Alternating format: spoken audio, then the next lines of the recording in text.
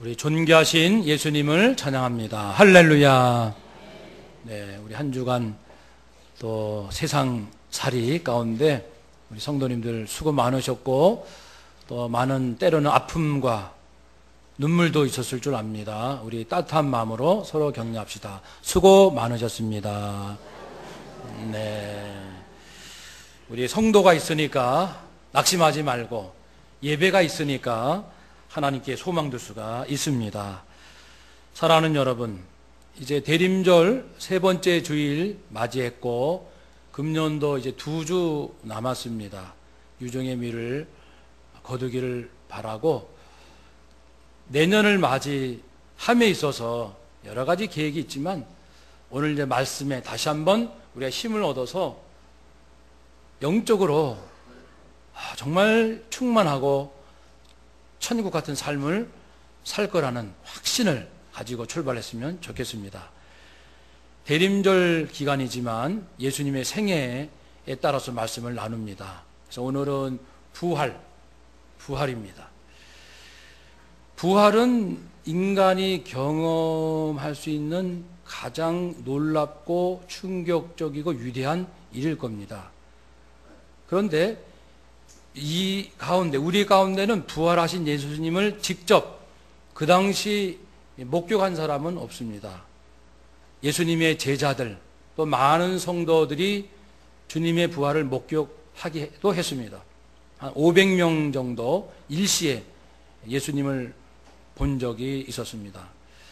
비록 그때와 지금이 2000년 간격이 있지만 참 놀라운 것은 우리가 하나님의 자녀이기 때문에 그때 그 사건, 그 감격을 우리가 지금 살면서 누릴 수 있다라는 사실이에요. 누릴 수 있고 그리고 그 능력을 덧입을 수 있다라는 겁니다. 이것이 부활하신 예수님 앞에 선 우리 그리스도인들에게 주시는 최고의 축복일 것입니다. 그런 능력을 기대하면서 우리 말씀을 살피겠습니다. 예수님께서 무덤에 누우셨는데 이제 3일 만에 주일 이른 새벽에 부활하셨습니다. 그러니 그 무덤 안에는 시신이 없지요. 제자들은 예수님께서 부활하셨을 것이다라고는 생각지 못하고 그 예수님에 대한 예의를 표하기 위해서 이제 그 무덤에 갔습니다. 그런데 그 시신, 예수님이 안 보이는 거죠. 그래서 제자들은 떠났고 오늘 주인공인 막달라 마리아는 그 무덤에 남아 있습니다.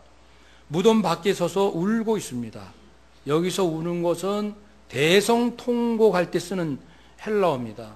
얼마나 마음이 아프고 힘든지 그 엉엉 우는 그 통곡하는 말로 할 수 없는 아픔, 특별히 사랑하는 주님께서 죽으신 그 아픔도 있고 또 유대인들에게는 장례식이 중요합니다. 돌아간 분의 시신, 그 장례를 잘 치르는 것이 최고의 예의이기 때문에 성대한 장례를 치르게 되는데 예수님의 시신이 없어진 거예요. 그러니까 두 번째 충격을 받게 되죠. 그 아픔이 한해되어서 운다고 볼 수 있습니다. 울면서 허리를 구부려 무덤 안을 들여다보니 과연 예수님은 안 계시죠. 이때 흰옷 입은 두 천사가 거기에 있는 거예요.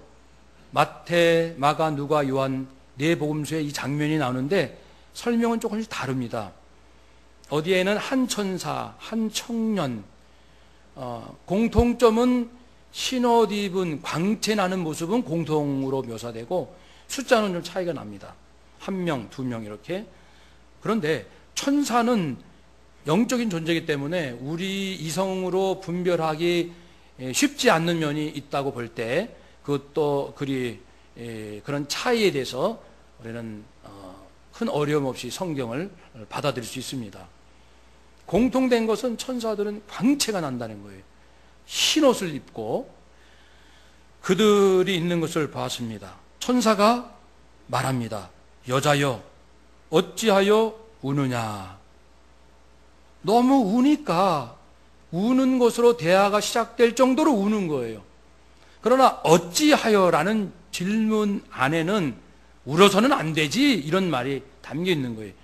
왜냐하면 누가복음 쪽을 보면은 어찌하여 산 자를 죽은 자 가운데서 찾느냐. 주님은 부활하셨거든. 어찌 여전히 죽어 있으실 거라고 생각하느냐. 너는 어떻게 예수님이 부활하실 것을 믿지 못하느냐. 이러한 아쉬움의 얘기를 했거든요. 그 내용입니다. 그 마음이죠. 어찌하여 우느냐. 예수님이 왜 죽으셨다라고만 믿고 있느냐. 그분의 약속대로 다시 살아날 거라는 부분은 왜 믿지 못하느냐. 이제 마리아가 대답합니다. 사람들이 내 주님을 옮겨다 어디 두었는지 알지 못해서 내가 이렇게 울고 있습니다. 근데 이 말을 하고 나서 뒤를 돌이켜 봤는데 마리아가 왜 갑자기 뒤를 돌이켜 봤을까? 아마 두 가지 해석이 가능해요. 천사들이 손가락 짓을 했습니다. 저 뒤에 봐라. 뒤에 보라고. 그래서 볼 수가 있고, 또는 인기척이 났기 때문에 누가 뒤에 계시네? 하고 볼 수도 있습니다. 동산지기인 줄 알았죠. 오늘 본문에 있는 것처럼 예수님이신데 예수님인 줄 알지 못한다. 이런 부분은 막달라 마리아 경우만 아닙니다. 엠마오로 가던 두 제자가 부활하신 예수님이 자기 곁에 섰는데도 알아보지 못했어요.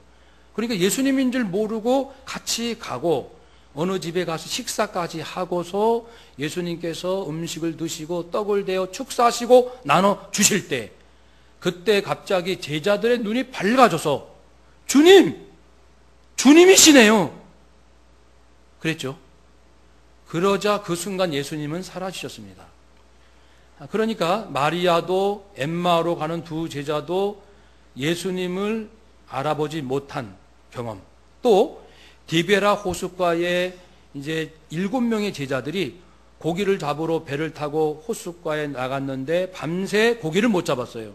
날이 새자 예수님은 호숫가에 서 계셨고 가까이 옴으로써 이제 예수님과 이렇게 가까이 있었는데 제자들이 알아보지 못하더라 그랬습니다. 보면서도 알아보지 못하는 겁니다.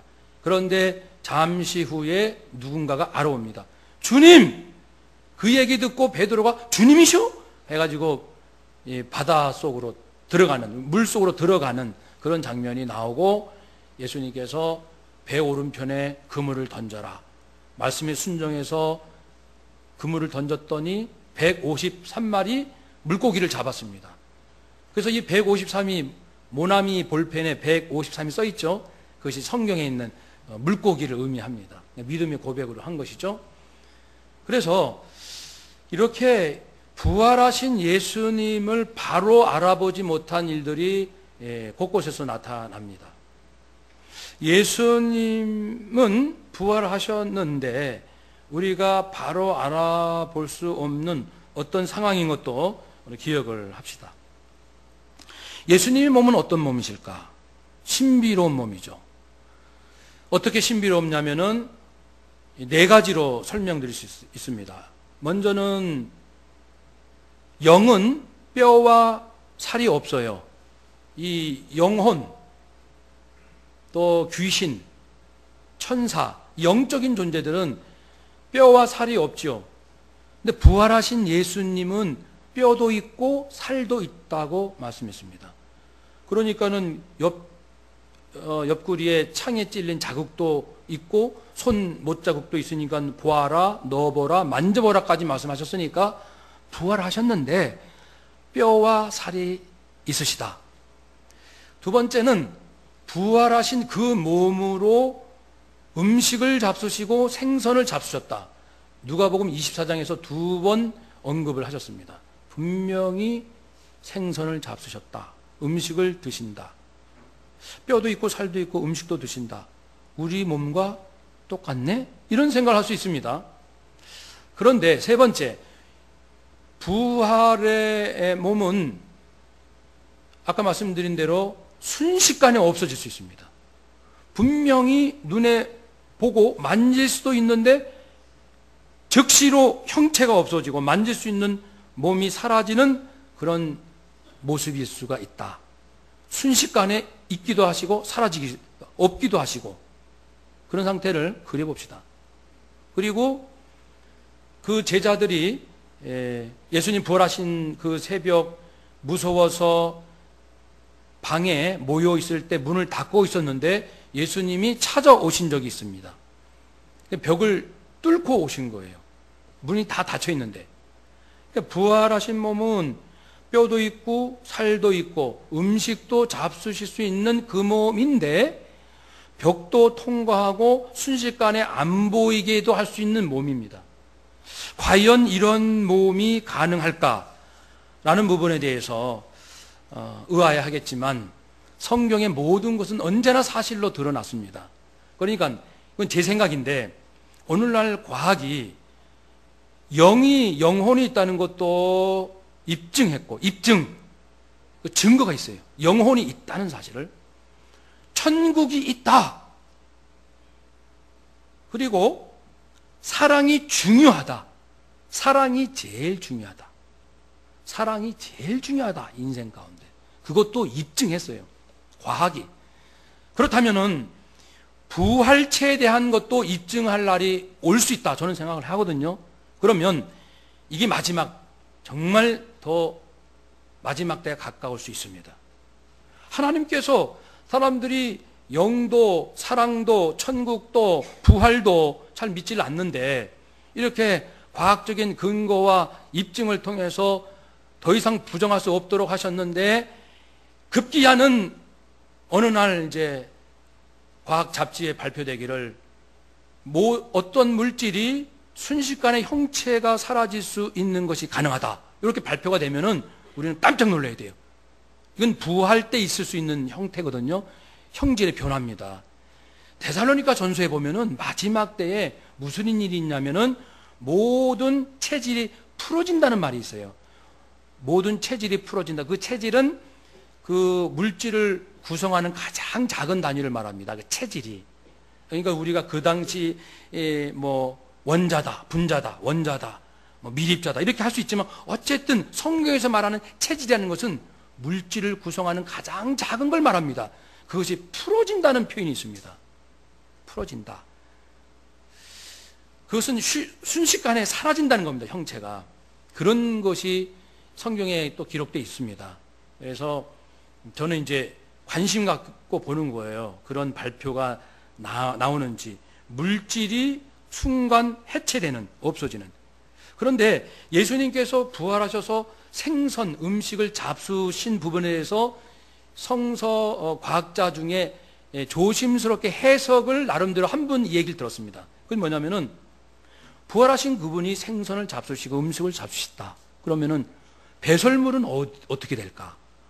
좀 상상력도 풍부해요. 분명히 잡수셨으니까 배설할 거 아닙니까? 배설을 어떻게 하시지? 근데 그분은 예수님 몸 안에 들어가면 그것이 에너지로 바뀔 수 있다는 거예요. 하나의 이제 가정이죠. 과학자의 가정입니다. 예수님은 부활의 몸이니까 이미 신령한 능력 안에 있는 부활의 몸이니까 물질이 그 안에 들어가면 에너지로 변해버리는, 그래서 배설물도 일체 있을 수 없는 그런 상태가 가능하지 않겠느냐라고 말한 적이 있어요. 근데 그 입증하는 날만 오면은 이제 모든 비밀은 거의 다 벗겨집니다. 부활까지도 가능하다. 사랑하는 여러분, 우리는 예수님께서 2000년 전에 부활하신 이 사실을 믿음으로 알고 있습니다. 또 부활하신 예수님을 만난 사람은 많고요. 이 시대도 과거 2000년 기독교 역사 가운데 참 많습니다. 예수님이 부활하셨다. 그분은 살아계시다 이런 뜻입니다. 움직이신다. 만질 수 있다. 형체가 없을 수 있다. 시공을 초월하신다. 언제든지 원하시는 곳에 즉시 가실 수 있다. 예수님께서 말씀하셨습니다. 부활하신 다음에 내가 세상 끝날까지 너희와 항상 함께 있으리라. 할렐루야. 항상 함께 있으리라. 이것이 그냥 시적인 표현이 아니고 실제 그렇다는 것입니다. 예수님을 만난 여러분의 간증을 저는 기억하고 있습니다. 예수님을 그 부활하신 예수님을 기도 가운데, 환상 가운데, 꿈 가운데 저도 딱 한 번의 체험이 있습니다. 굉장히 힘들 때, 이렇게 힘들어 지쳐 있을 때 영적인 체험이죠. 예수님이 오셔서 저를 이렇게 뒤에서 안아주시는데 분명히 영적으로 느끼는 거예요. 누가 안고 계신다는 거를. 뒤돌아보진 않았어요. 그걸 느끼는 거지. 힘들어서 있는데 분명히 누군가가 내 등 뒤에서 안고 있는 걸 느껴요. 느낌이 오는 거예요. 근데 따뜻하고 사랑과 위로를 받습니다. 즉각적으로 예수님인 것을 제 영이 아는 거예요. 그래서 예수님 눈물 안 나올 수 있겠어요? 그렇게 품어주시는데 그러면요 거짓말같이 이 속에 있는 모든 응어리 그리고 힘든 이 모든 것이 풀어집니다. 거짓말같이 풀어져요. 저는 이 경우가 사실이라고 믿는 것이 스데반 집사님의 경우를 보면 확실합니다. 자기를 죽이려고 돌을 계속 던지는 상황, 돌을 맞으면서 머리가 터지고 얼굴이 터지고 피가 나고, 왜냐하면 이렇게 약간 웅덩이처럼 파진 곳에 죄인을 거기다 놓고 주변에 높은 곳에서 사람들이 죽을 때까지 돌 던지는 그 형벌이거든요. 스데반이 예수님을 전한다고 해서 예수님 부정하는 유대인들이 스데반 집사를 잡아놓고 죽이는 장면, 사도행전 7장에 나오지 않습니까? 그렇게 던질 때 얼마나 힘들겠어요? 얼마나 아프겠습니까? 얼마나 스트레스 받겠어요? 그런데 스데반 집사님은 얼굴이 해처럼 밝았어요. 이 표현 기억해야 합니다. 얼굴이 해처럼 밝고 눈을 들어보니 하나님의 영광을 보았고, 이제 그 영의 눈이 열린 거죠. 영의 눈이 열리니까 하나님의 영광이 보이고 하나님 보호자 우편에 예수님이 서 계신 것을 보았다 그랬어요. 예수님이 서 계신 게 보이는 거예요. 우리 육신의 눈으로는 안 보이잖아요. 근데 영의 눈이 열리면 보이는 거예요, 예수님이. 그렇게 해서 보인다! 예수님이시다! 주님! 지금 돌에 맞아 고통스럽게 죽어가는 그 외롭고 힘든 상황에서 그걸 봤을 때 가만히 있을 사람이 어디 있어요? 예수님! 주님! 주님! 온 힘을 향해서 불렀을 거예요. 주님! 뜨거운 눈물을 흘렸을 거예요. 예수님께서는 물론 당장에 오셔서 돌 던지는 사람들 다 멸절시키지는 않았어요. 그 순교하도록 내버려 두셨습니다마는 스데반 집사로 하여금 가슴이 뜨겁고 예수님을 볼 수 있도록 자신을 보여주셨어요. 부활하신 예수님 당신의 모습을 보여주셨습니다. 그러니까 힘내라. 낙심하지 마라. 너 혼자만은 아니다. 내가 너와 함께 한다고 그러지 않았니? 내가 너를 보고 있어. 내가 너를 지킬 거야. 그렇게 아마 마음으로 메시지를 주셨을 거예요. 그러니까 스데반 집사님이 힘이 난 거죠. 그러면 힘이 납니다. 어떤 것도 두렵지 않아요. 그러니까 오히려 자기에게 돌을 던지는 사람을 향하여 저들을 용서해 주세요. 하나님 영광이 보이니까. 하나님은 형체가 없으세요. 그 영광 밝은 빛이든지 하여튼 그런 영광으로만 알 수 있는데 그 영광을 봤을 때 하나님, 예수님 여기 저를 향해서 돌을 던지는 이 사람들을 용서하여 주옵소서. 거뜬히 그렇게 하죠. 거뜬히. 신앙은 그런 겁니다. 예수님이 부활하셨다는 것은요, 지금 언제나 나를 지켜보시고 언제나 여차하면 나를 도와주시고 나와 함께 할 수 있다는 거예요. 동행입니다. 동행. 나와 함께 동행하시는 거예요. 언제나 가까이. 그것이 부활이 우리에게 주는 의미입니다. 주님 부활하셨다? 그러면 나와 함께 계시겠네? 내 옆에 계시겠네? 바로 그런 것이죠. 이번 주에 어느 집사님이 자기 아들이 어렵게 취직을 했는데 직장 생활이 너무 힘든 거예요. 늦게까지 일하고 일을 잘하니까 다 시켜요. 이 사람도 시키고 저 사람도 시키고 인정받는 건 좋은데 너무 지쳐가지고 때로는 주일도 빠지고, 그러니까는 이 청년이 주일만큼은 예배드리고 싶은데 그게 안 되니까 막 속 상할 대로 상하고 직장 그만두고 싶고 못 다니겠다 그러니까 엄마가 겁을 먹는 거죠. 어떻게 들어간 직장인데 철렁철렁해 가슴이. 그래서 제가 그 집사님에게 그 아들에게 예수 생명을 가르쳐 주세요. 예수님의 부활을 가르쳐 주세요. 예수님은 살아나셨어요. 예수님은 부활의 능력을 갖고 계세요. 예수님은 모든 것을 창조하신 능력이 있는 분이에요. 예수님은 지금도 만물을 붙들고 계신 분이세요. 예수님은 살아계세요. 예수님은 부활하셨습니다. 예수님의 생명은 그대로, 그 능력이 지금도 그대로 있습니다. 그 능력이 있다는 것을 아들에게 가르쳐 주세요. 그리고 그 아들로 하여금 자기 전에 아침에 출근해서 틈틈이 자신에게 예수비, 예수 생명 부어달라고, 부활의 능력을 부어달라고 기도하고, 또 자기를 힘들게 하는 자기 회사, 사무실 전체 분위기를 놓고 누구 미워하는 마음으로가 아니고 사랑하는 마음으로, 회사도 잘 돼야 되잖아요. 나는 너무 지쳤고, 이 갈등 아닙니까? 이런 모든 부분을 다 하나님 앞에 올려드리면서 하나님의 방법으로 우리 회사가, 우리 사무실이 은혜 가운데 잘 선하게 나가게 해달라고, 모든 직장 상사들, 직원들 위해서 축복기도 예수비, 예수 생명을 하라고 가르쳐 드렸어요. 하신다고 그랬어요. 그 결과가 나오면 알려드릴게요. 제가 여러 사람 가르쳐 드렸거든요. 우리 교회인 아닌 분들도. 대부분 직장 생활이 스트레스예요. 근데 하여튼 제가 가르쳐 드린 분 많지는 않지만은 한 서너 분 되는데, 그분 모두 놀라운 보고를 했어요. 저한테 놀라운 얘기를 했어요. 사람의 힘으로 이 스트레스 풀리지 않는데 놀랍게도 그 방법으로 해결되는 것을 얘기를 듣습니다. 제가 그 사례를 다 모아서 나중에 정리할 거예요. 저만 그런 게 아니고 지금 이 한국교회에 예수 피, 예수 생명의 능력으로 사는 사람들 많습니다. 그분들의 간증 굉장히 많아요. 여러분, 예수님은 부활하셨습니다. 한번 따라합시다. 예수님은, 나의 주님은 부활하셨습니다. 아멘. 부활하셔서 마리아에게 이제 다가오셨는데, 예수님께서 마리아에게 말을 거십니다. 여자여 어찌하여 울며 누구를 찾느냐. 마리아는 아직도 동산직인 줄 알아요. 뒤돌아 보면서 대화가 되는데, 글쎄요, 누가 우리 주님의 가져갔어요. 어디 가져갔는지 제가 알았으면 좋겠어요. 그러면 제가 가지고 가고 싶어요. 참 주님에 대한 사랑은 있습니다. 16절이 중요합니다. 예수께서 마리아야, 마리아야 하시거늘 마리아가 돌이켜 라보니, 선생님, 주님이라고 했습니다. 그때 주님인 줄 아는 거예요. 이게 영의 눈이 열리는 거예요. 영의 눈이 열리면 예수님으로 보이는 거예요. 부활하신 예수님을 알아보는 거예요. 아까 말씀드린 몇 번의 사건이 성경에 기록되어 있습니다. 만약에 내 영의 눈이 열리지 않으면 언제까지나 죽은 시체, 우리 예수님 시체가 어디 있어? 우리 예수님 죽은 시신이 어디 있냐고, 그것만 찾고 있는 거예요. 오늘도 마찬가지입니다. 내 영의 눈이 열리지 아니하면 죽은 예수님만 찾고 있는 거예요.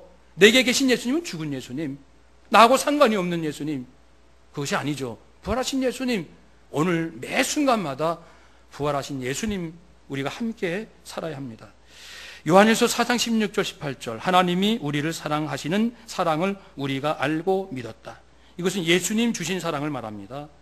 예수님이 나를 위해서 죽으시고, 하나님께서 예수님을 나를 위해서 주셨고, 그것이 하나님이 하실 가장 큰 사랑이고 내가 그 사랑을 받았다. 이것을 알고 우리는 믿은 사람들이다. 하나님은 사랑이시다. 사랑 안에 거하는 자는 하나님 안에 거한다. 그러니까요, 하나님의 사랑을 알아야 하나님 안에 거합니다. 자식이 부모 사랑을 알아야 부모와 하나가 돼요. 다른 게 아닙니다. 우리 부모가 얼마나 희생했고 고생했고 애를 썼고, 그것이 아니고 부모 사랑의 눈을 떠야 돼요. 그래야 드디어 내 영혼과 어머니 영혼과 이제 하나가 되는 거예요. 사랑이 영혼을 하나로 만드는 거예요. 영혼은 사랑을 먹고 자랍니다. 그래서 하나님 사랑 안에 내가 들어가야, 하나님 사랑을 깨달을 때만이 믿음은 성장합니다. 하나님의 사랑, 예수님의 사랑을 깨달을 때만이 믿음이 자라는 거예요. 영의 눈이 더 점점 밝아지는 거예요. 밝아지고 더 밝아지면 어떻게 될까요? 어떻게 되긴요, 주님 재림하실 때 우리가 부활하여 그때 완전히 밝아진다 그랬어요. 고린도전서 13장에 있는 것처럼 지금은 구리 거울, 그때는 구리 거울이죠. 구리고는 희미해요. 구리고로 보는 것처럼 희미하지만 그때는 우리가 부활하면 마주 보는 것처럼 다 볼 수 있다고 그랬어요. 영의 눈이 다 열리는 거예요, 부활하면. 그러니까 예수님도 보고 하나님의 영광도 보고 성령님의 영광도 보고 천사도 보고 다 볼 수 있을 겁니다. 가슴 벅차지 않습니까? 그것이 우리에게 주신 약속입니다. 하나님의 사랑을 아는 자가 하나님 안에 거한다. 하나님 안에 거한 자 누가 건드리겠느냐? 그렇죠. 그러므로 사랑이 우리에게 온전히 이루어졌다. 성경은 말씀합니다. 하나님의 사랑이 내게 온전히 이루어졌다. 지난주 말씀 예수님의 십자가의 죽으심은 무엇입니까? 그것은 구원의 완성, 사랑의 완성, 완전한 구원, 완전한 사랑을 말하는 거예요. 예수님이 십자가에 자기 생명을 바쳤다는 것은, 한번 따라 합시다. 완전한 구원, 완전한 사랑. 아멘. 하나님은 나의 백성들아, 나는 너희들을 완전히 사랑했다고. 완전히 사랑했어, 완전히. 그러니까 요한일서 4장 18절에도 사랑이 우리에게 온전히 이루어졌다라고 말을. 근데 왜 우리는 왜 배고파요? 왜 마음이 배고파요? 왜 외롭고? 왜 이렇게 누가 그러면 왜 이렇게 상처 잘 받고?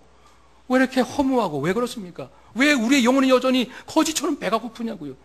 하나님은 말씀합니다. 완전히 사랑했다. 나는 내 자녀들을 완전히 사랑했다. 완전히 사랑하는 이유가 있어요. 완전한 사랑이 아니면 안 되는 이유가 있습니다. 그것은 우리로 심판날에 담대함을 가지게 하려 함이니라. 마지막 주님 재림하시면요, 예수 피로 구원받지 못한 자들은 자기의 죄값으로 다 심판을 받는데, 예수 피 예수 생명으로 자녀된 자는 주님, 제가 주의 생명으로 거듭난 주의 자녀요 주의 제자입니다. 당당하게 나갈 수 있다는 겁니다. 주님 재림하실 때 그렇게 심판이 이 땅에 임할 때 심판받지 아니하고 영광 가운데 부활케 하려고, 그래서 하나님이 우리를 완전하게 사랑하셨다고 약속했습니다. 이미 말씀했습니다. 그러니까 내가 하나님의 완전한 사랑을 받았으니까 나는 배고프지 않아요. 영이, 내 마음이 외롭지 않아요. 외롭지 않을 수 있어요. 우리 영의 눈을 떠야 돼요. 하나님 사랑을 깨달아야 해요. 깨달으면 깨달을수록 점점점 세상 좋다는 걸 느낍니다. 사는 것이 참 좋다는 걸 느낍니다. 물질 얘기가 아니죠. 내 심령을 얘기하는 겁니다. 심령이 살아야 됩니다.